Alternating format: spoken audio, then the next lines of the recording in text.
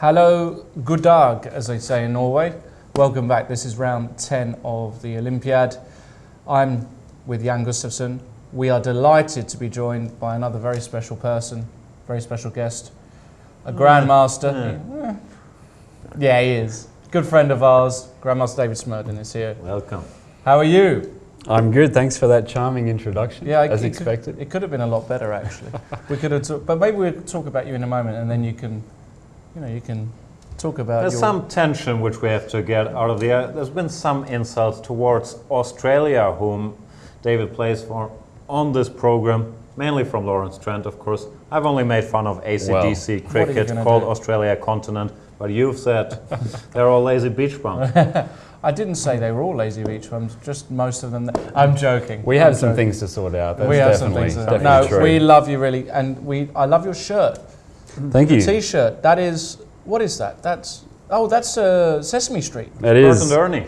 Bert and Ernie, or Ernie and Bert. It turns out, so Grandmaster Gwaine Jones and myself were playing in a tournament in Denmark 2 weeks ago. Right. And we had to play in a pairs blitz competition, and we needed a name for our team.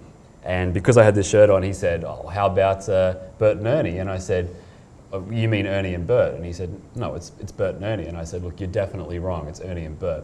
Anyway, I entered the team name, but I thought, I'm just going to check. So I Googled it. It turns out that this has completely split the Sesame Street fan club. It's about 50-50, and there's huge dissertations written about this. So very controversial. Bert and Ernie, says our producer. In Germany, it's Ernie and Bert, actually. Right. There's also Bernie and Ert, whose work I enjoy, but that's a separate story. For all of you who don't know who Sesame Street is, what it is, I'm sorry about that. It's just, well, I grew up with it. You grew up with it as well, right, David, I suppose? And with Ernie and Bert? With Ernie I grew up with it. Even young. Sesamstraße. Sesamstraße, That's right. what we call it. Sounds a lot nicer, actually, Sesamstraße. I'm not sure. There's probably a bit more violence on the show, but otherwise it sounds I think it's the same stuff, pretty much. Tell us about you, very quickly, David. You're a grandmaster. I am. You reside not in Australia, though. No, I live in Amsterdam now, in the Netherlands. I moved there a couple of years ago, but still playing for Australia. We only have 3 active grandmasters, 1 grandmaster who's now retired, but our new generation I'm very excited about. Looking good, right? Actually, because I think that my chances of staying in the team in the next couple of years may be, maybe a little dubious because it's that promising, but for once at least, our remote land is actually doing quite well in the chessboard in the junior ranks. We hate to slightly sideline you, but when there are various very strong females on the screen, we will do so. Looks like this match actually is decided in favor of Ukraine. We have 3 draws on the top boards. Wow. Lachno, Musicuk, Gunina, Maria Musicuk, whom we see on the screen there. Why is it decided? I'll tell you in a second. Draw in Ushenina Kostenyuk, and Shukova on board 4 is still playing, has an absolutely winning position. We see her there in the background against Olga Gierya. Wow. She just took on G3, and if king takes G3... Some knight check, right? Knight and queen are famous to be pretty effective. This is a good sample line. Queen G3 check, and if you take it... That's beautiful. Queen G6. What's that called? A skewer? A skewer. Skewer, yeah. Actually, I predicted that the Ukraine would win today. Yeah? I predicted it mainly because I wanted to spark some controversial discussion at breakfast. But I said at the start of the tournament, I thought that China and France in the men's would get medals. I said China first and France third. And this morning at breakfast, I said Ukraine's going to beat Russia in the women's, just because I wanted to see people's reactions. But also because I think that the Ukrainian team is very strong. Yeah. I wasn't entirely convinced by my own words, but wow, that's a big change in the standings, huh? That means the women's section is wide open all of a sudden. If China wins their match, they'll be tied with the Russians, with the Ukraine 1 point behind, I believe. So anything can happen all of a sudden. Unbelievable. What a result that is. That makes it a beautiful last round. Briefly check the China match, because they weren't cruising against Spain, actually.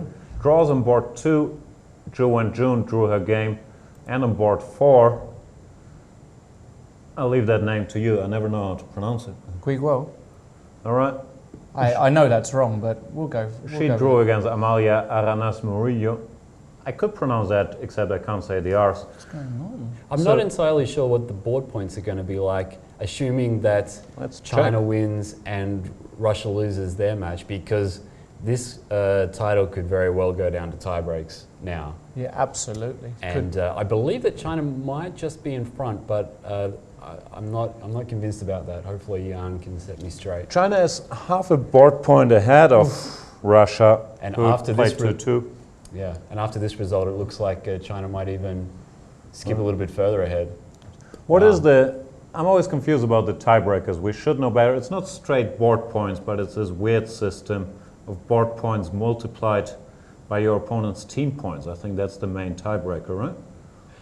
I mean, Australia never really has to worry too much about tie breaks in this event. It's not a big priority for us. But we'll explain it in more detail tomorrow when it comes up, but certainly there will be equal on team points if China manages to win this match. Once the game is still going on though, but is China winning this match? Not I'm clear not at so all. Sure. Black is a pawn up. Magnus has got... Threatening mate too. She's threatening a nasty little check. She's winning. She can pick up the A4 pawn at will. No, this looks winning for Black to me. This is winning for Black. So that means Spain would have, if Spain wanted to win that, they've got a board there. And what's going on here? Ah, Hou Yifan. Hou Yifan is coming through. It might not be enough. Might be a 2-2. Might be a 2-2. So maybe. Whoa. Suddenly, what does that mean? That means Russia is still in the lead, and they could, with a win tomorrow, clinch the title. Wow. And they've played all the top teams. There's no one there, on paper at least, that can stop them. They've played Ukraine, they've played Georgia, they've played China. Haven't played Spain, is that right? I think that's true, yeah. Although, I mean, Spain's not one of the top teams, but then again, after this result today, anything can happen. Some people at breakfast from different teams were talking about, well, you know, Russia's beaten China in the individual match, so now Russia's just going to get 100% and China's going to get 100% minus one match. And I said, it's never really that easy in Olympiads, you know. Even if you outrate everyone on every board, the pressure of the situation, there's a lot more draws between the top players. The very top guys, you know, Magnus, Vlad, these guys, they're not having the greatest tournaments at Olympiads, but they're not really expected to. Things get quite tired at an Olympiad. Vishianen quit playing Olympiads after he lost 20 rating points in 2006 in Turin. So it's a tough tournament for the favorites, looking at the Russian men's team as well. Let's stop looking at the favorites and go to Australia for a second. Yeah, we can. Good choice. Just a side note, I've seen Sam Shankland as one, but whatever changes in life. Yeah. What's he on? 8.5 out of 8.5 out of 9, I believe. Once again, thank you very much. Another point. Shank you, and you know, just as beats a very decent player, beats another grandma, no problem. Let's go to Australia. It was board 26, wasn't it? You're going to have to scroll a bit. That's all I can say. We're going to scroll. No, you're. We're here. We're here. Whom is that against? Tajikistan? Tajikistan. I hope I'm pronouncing that correctly. I'm almost certain that I'm not. So I'm not playing today for 3 reasons. One, it was about my turn to rest anyway, and we have some sort of rotational sort of policy in Australia, not being one of the top teams.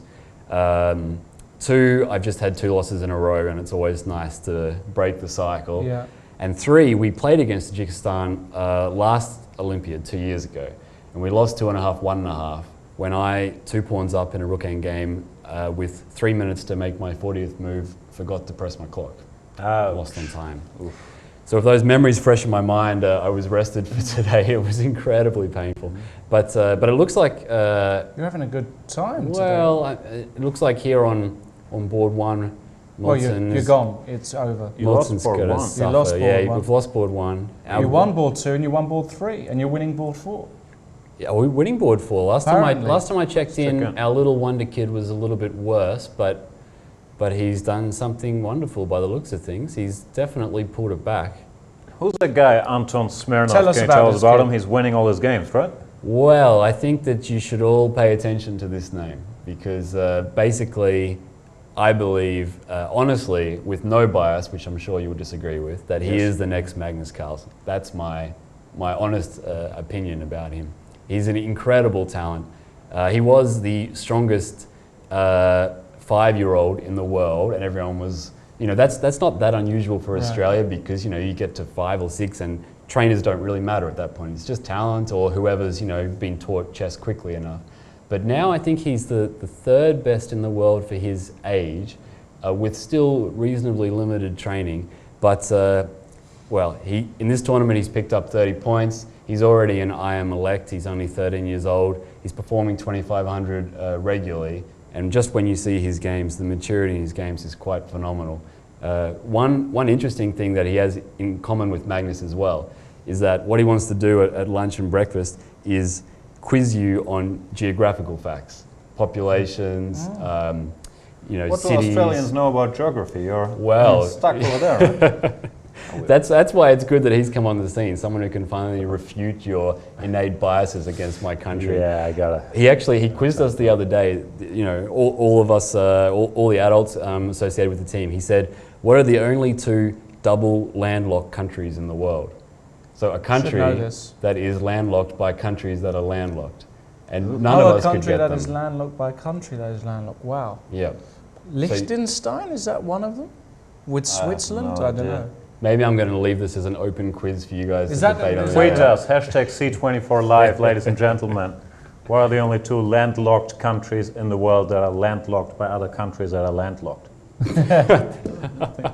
I think he might have just gone an extra degree there. Another landlocked. But anyway, the point is about this kid is that he's really good, he's really talented, and he's not just some sort of tactical whiz. He's got this positional and strategic understanding as well. He plays correct chess, and when you analyse with him afterwards, he's not making these moves by flukes. He's seriously good. So I mean, as one of my coaches once said to me when I was 13, you're good now, but let's see what happens once you meet women and alcohol. Right. But I believe that he's going to go places. I really do. My coach said that to me. Unfortunately, it was 2 years too late. It was 2 years too late. Heartbreaking story. Heartbreaking. So Anton Smirnov, remember that name. And Australia looks poised to win their match. Smirnov, an exchange up here. 3-1, easy peasy. Yeah, he's going to do well. Yeah, it looks quite comfortable actually. So that's good. Good news for my boys anyway. Very good news. We have we had any action on the top boards? Well, bad day for Norway. Can we check in with the match number 2? Is that over already? Yes. Yes, it is. Mamedov lost his game. Mamedyarov won. It's a 2-all draw. 2-2. Yes. Norway lost. That's another great result for China, by the way, who won their match, and like that, one competitor is not following them. What about Bulgaria against... Whom are they playing Hammer against? is losing, so it's really a disastrous day for the Norwegians. Got crushed by the Croatians today. Schertel, how did he go on board for? Schertel got crushed. Did he? It was a crazy finish. It was unclear, but look at the last 2 moves. He gave 2 full rooks in 2 moves. We didn't understand what went down there. No, he played this in position after C6, this is the rook move G8. here. Now, the move King H3, I don't think it ends up on my radar. I just don't understand the move. King H1 looked a lot more natural at the very least. This should be a quiz for kids. How can White get checkmated by putting his opponent's bishops on your own starting squares? All right. Yeah. Looks like one position of these kids' books, like take as many rooks as you can. I don't understand King H3. I mean, the move takes. just... That's what happened. That's actually what happened. That really confuses me because it's basically a helpmate problem. Right. So I don't know what happened to Schertel because I felt that he was actually playing quite inspired chess today. You know, he is this sort of guy who plays this crazy stuff and he doesn't think about consequences. He plays with his heart. The problem is that in a team event, that's always a little bit risky because sometimes it works, sometimes it doesn't, and sometimes when it doesn't, the team also suffers. But not a good day for the locals. Yeah, this is the last chance, or was the last chance for Norway to clinch a top spot, or at least a top 10 spot. Now I think they're quite far behind. Far. Yeah, that's probably it. They are far. On the 5th board, we had an incredible day between Bulgaria and Poland. Topalov's on fire, isn't he? Topalov is on fire, beat Wojciech, but his teammate Cheparinov lost one of those King's Indians where all 3 results are possible, and Gajewski has taken the point. But Duda, with that win, by the way, moving up to 6 out of 8 and a performance around 2,900. He's really in great shape here, even though he lost to Kramnik.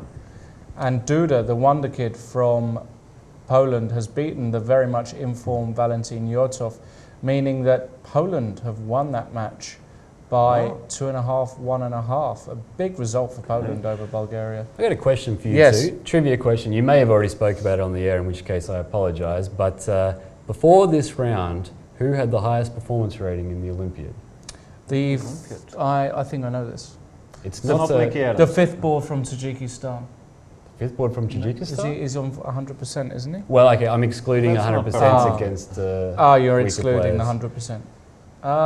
The ones where you can mathematically calculate it. It's not an obvious answer. I'm not sure. I would have guessed Michael Adams, who was doing very well on board 1. Was it Mickey?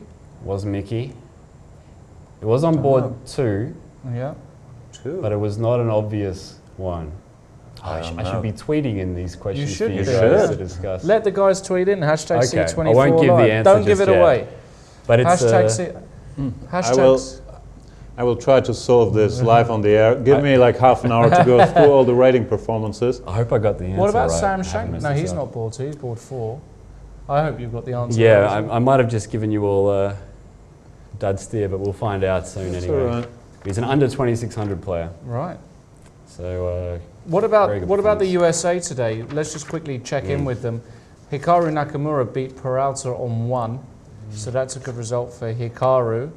They're still around the US, unbelievably. They've won their match. Not that far behind, right? They're 2 points behind the top only, I believe. Yeah, or have they won their match? They haven't won their match, potentially. Well, Hikaru won and Shankland won. Well, of course Shankland won. What a silly question. We don't even look at the result anymore. He's just unbelievable the way he's going. But someone lost. Oh, Kobian had another. Kobian lost. He lost with White and it's oh dear. It's not looking so good for Onischuk either. Oh dear. Some trouble. So it might be a 2-2 draw there. Wow, all decisive Mareko games. maybe. There's swindling chances, but technically it must be lost. Just play A6. Queen the pawn, right? That's a good start. Well, what's the time situation? Because there's always some sort of swindling chances here, particularly perpetual checks with the rooks or something like this. Let's find out. Oh. But it must be lost though. Yeah, it feels lost, doesn't it? In the Russia match, Vladimir Kramnik won against Ivan Ivanisevic. Disastrous opening for Ivanisevic. Peter Svidler is having he lost. Dreadful tournament. He lost today.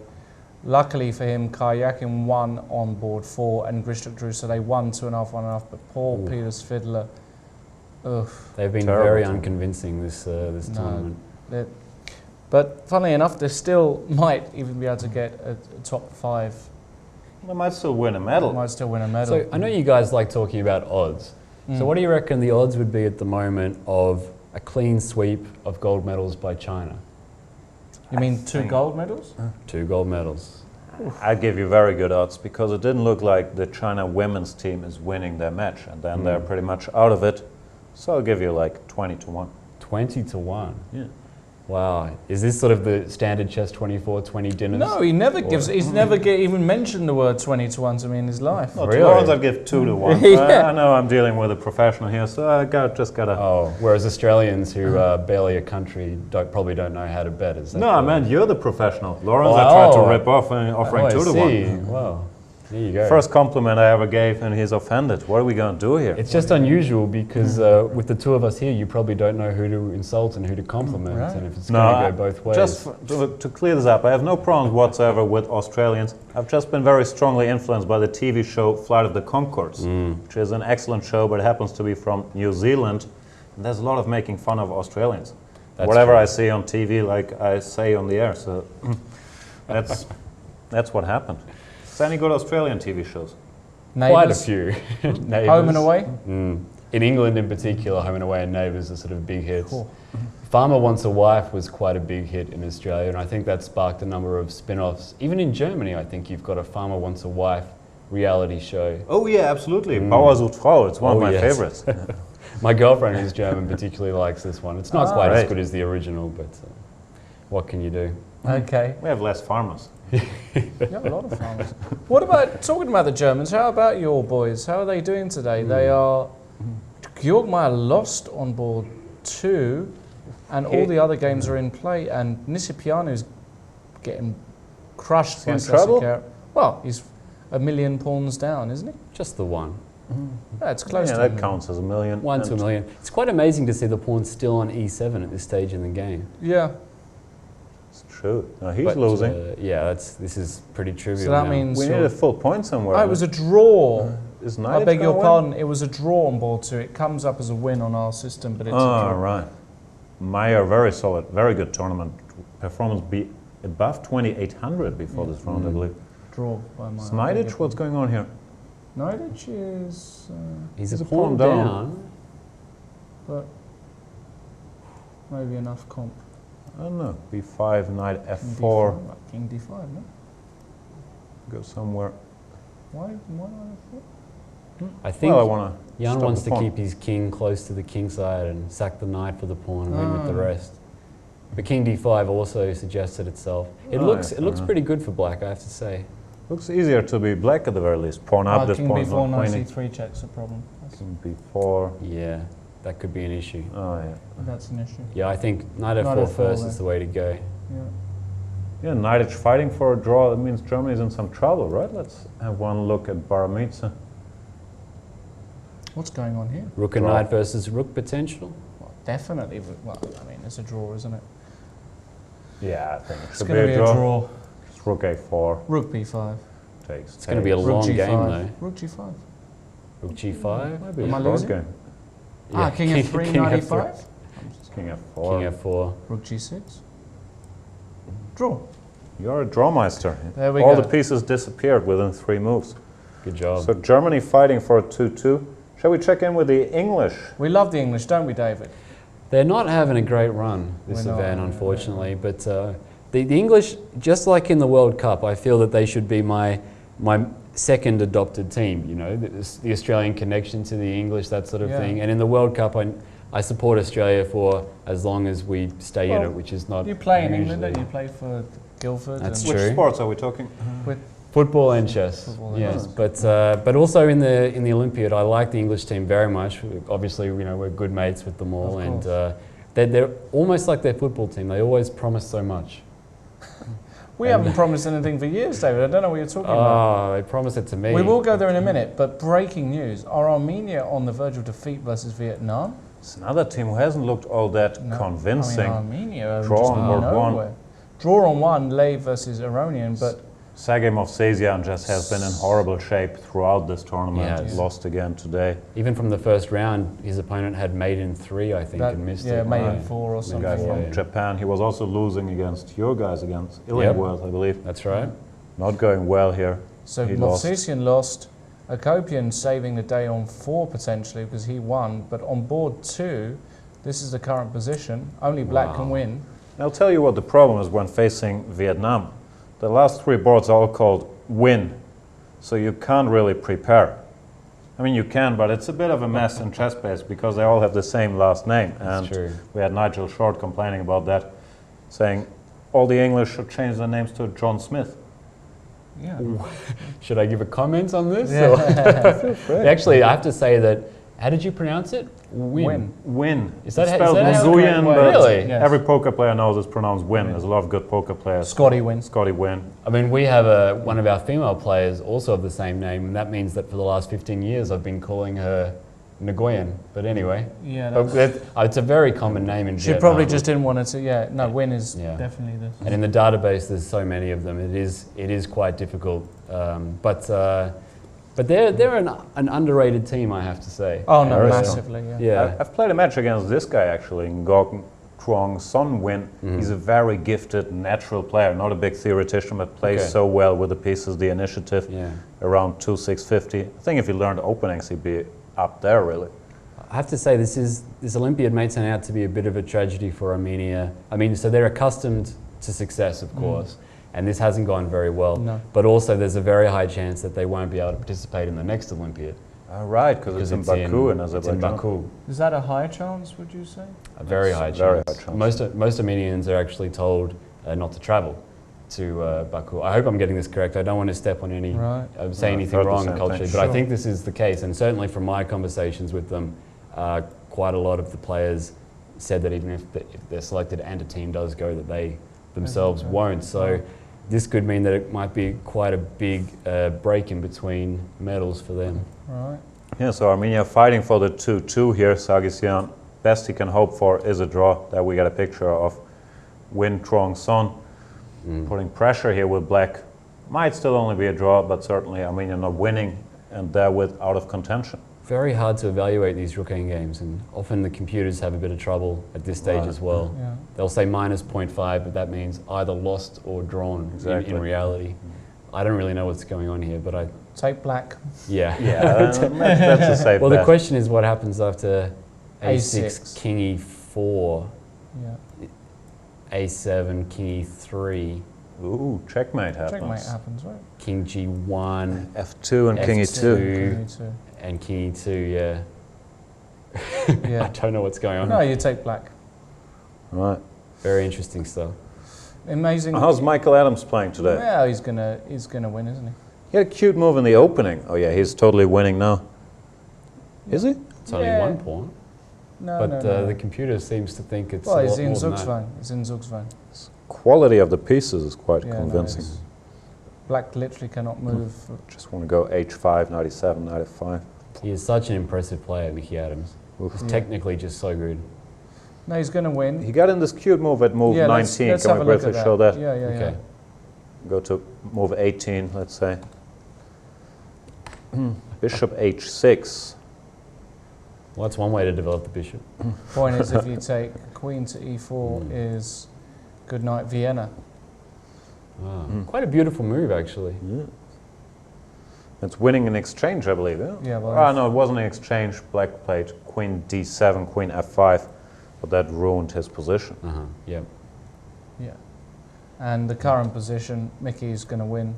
Yeah. Of that, I have zero doubt. And the other games? Well, Gawain won. He beat Evgeny Agres. That's a good personal result for Gawain. He's had a bit of a tough tournament so far, a bit up and down. But Gawain, very dangerous with the King's Indian. Playing against Gawain, you know, he's just very good with the King's Indian. With the black pieces, he just puts a bishop on G7 no matter what you do. You play the English, he puts it there. That's right. E4, he plays the dragon, King's Indian, and he'll mate you one way or the other. David Howe also came through on board 4 against Hans Ticken, and he's also David's having a fantastic tournament. One little slip up, but I think he's on 6 out of 8 or 7 out of 9 now, so he's playing great. Nigel is having a nightmare tournament. Nigel's losing pretty much. Well, I don't know exactly what score he's on, but he lost today. Here we got the English scores. Michael Adams 5 out of 7, moving to 6 out of 8 if he wins today. Gawain Jones back on 50%, 4.5 out of 9 now. Nigel 1.5 out of 5, not a good score. David Howell 7 out of 9, pretty good score. Very good score. Matthew Sadler 6.5 out of 9, not bad. Pretty good score as well. I have to say, in terms of the results of this game, Tiger Hilla Persson, he's a very dangerous player who's quite mercurial. He can be quite hot or cold as well. He's dangerous with both colours. But there was some predictions before this event that Nigel he might have a tough time just because it's an election year and he's got these other duties to perform. That can be very distracting for your chess as well. Sure. Obviously, he's an incredibly talented player, great asset to the English team, but perhaps the result of yesterday's election might be weighing on his mind or something. Yeah. Very well be. Let's go back to the top matches then very quickly. Let's see if there's been any movement in this China versus Spain women's match. Sabrina Vega Gutierrez did lose her game against Hao Yifan, so it's all resting on Zhang Zhongji against Matnadze. She's lost. That's it, A4, and it's game gone. over. Wow. Because it's mate. That's quite instructive. Do you want to show it? Yeah. Unbelievable. I wanted Rook to show B5, this line. I'm not sure. King F4. Rook B5, King F4. And if Bishop A4 or Bishop anywhere really. Rook H2. checkmate. Beautiful. Yeah. So Did you take my 20-1 bet, by the way? I think that the odds might have to shift somewhat after this result. Right. I'm expecting 50-1 now. No, I mean, it'd be interesting to see who Russia's got in the next round, because let's assume for whatever reason that China's going to come through, they're going to recover and they're going to win the last match. Right. Is there anyone who can realistically stop Russia? I think Russia would probably face Spain, who've been on fire. On paper, they don't really have a chance. But you never know with the stakes so high in the last round. Yeah. So if it's a draw in the last round, and then it'll be interesting to see how many points China has to get to win on tiebreak. Right. Like you said, it might be a complicated system, and I'm not quite sure. But if Russia only needs a draw to win, regardless, then I imagine that it's pretty much a done deal. If Russia has to win, you never know. Never easy. At least there's some drama in the last round. Right. That's what we want to see. We do want to see drama, certainly do. We can see in the men's section. What are we getting in the last round? We got China in the sole lead. Yeah. Then whom are they going to play? Because there were a bunch of teams chasing them. Let's try to figure it out. It might be someone a bit unusual. Have they played Bulgaria yet? Could be they haven't. I can't recall it at least. Czech Republic, are they? Well, today, just to recap the results, China beat France, Ukraine drew with Azerbaijan, Hungary beat Romania, Bulgaria, I believe, drew 2-2 with Poland. No, Bulgaria lost to Poland. I beg your pardon. Bulgaria lost Maybe to Poland might be facing Poland China. might play China. Yeah. Has Hungary played China? The US are up there. The US. No, Hungary also haven't played them. Depends. And these are all teams that could beat China as well. You wouldn't rule all it the out. top teams have a chance at least. China's look very stable, but still. The US are still in more. play. This is a big match, isn't it? Look at this. We've got a key game. Which game is that? In the US match. There's one game going. Was it? Onishuk was lost against Morocco. Well, it's lost, but it's never swindling chances. There are swindling chances. There's a knight jumping around. There's always this knight. Can always you never know. And that white king isn't particularly stable. King G8. Don't want to allow this. It's not easy. I agree. It's not easy. I mean, in blitz, I would take black here, actually. But objectively, you know, with careful play, it must be one for white. But no, certainly not tricky. Simple. Queen A2 is the compy line. Knight E1 check. You got to find some tricky moves here. King H1, King H2, and apparently there's no way forward for black. Knight F3, just King G2. It's not that easy to find. No. I mean, it's a series of accurate moves that basically wins on the spot. But I mean, round 10, a lot of pressure. Kind of glad I'm not playing it, to be honest. Absolutely. Sandro Moreyko is going to be up to the task, I believe. He's a cool customer. 2-2 would be, not a good result for the US. Right? A terrible result for the US. They outrate Argentina by some margin on every board, so that's not a good result. Russia have come through against Serbia after, again, another very disappointing performance. 2.5, 1.5 against a team like Serbia. They played well, but you don't expect a Russian team to only beat Serbia by... You know what would be fun? If Russia played China last round. Is there any chance of that? Probably They've not. played each other, I believe. Have they? I think so. I can't remember anything. Maybe I'm wrong. Maybe I've just been giving false trivia and also false recollections. You might very well. But I thought that they'd played against each other. For some reason in my mind, I remember thinking about a Kramnik Wang Yu. I think you're right, yeah. But there was a Kramnik Wang Yu. It was a 2-2 quite early in the tournament. Yeah, you're round right. 3 or 4, wasn't it? I have to say, I believe that Argentina might be the most overperforming team in the men's. They're having a cracking Olympiad. They did well last Olympiad as well, I believe. They're always better than the sum of their parts in team tournaments, playing very Romania as well today. Romania's having a good one. Romania were having a great Although, I don't know, in round 5, there was a game, Parligras versus, or is it Ortiz? I can't remember. Ortiz from Cuba. Yeah. No, from, who's it from? Nicaragua, maybe. I'm not quite sure. Cuba, I believe. If that's so then maybe okay, so maybe I've got the country wrong. You must be right on that. But this round 5 game, I don't know if you ever get a chance to look at it. The one that Palagras played in round 5, he lost it, but it was the most incredible game of the Olympiad that I've seen.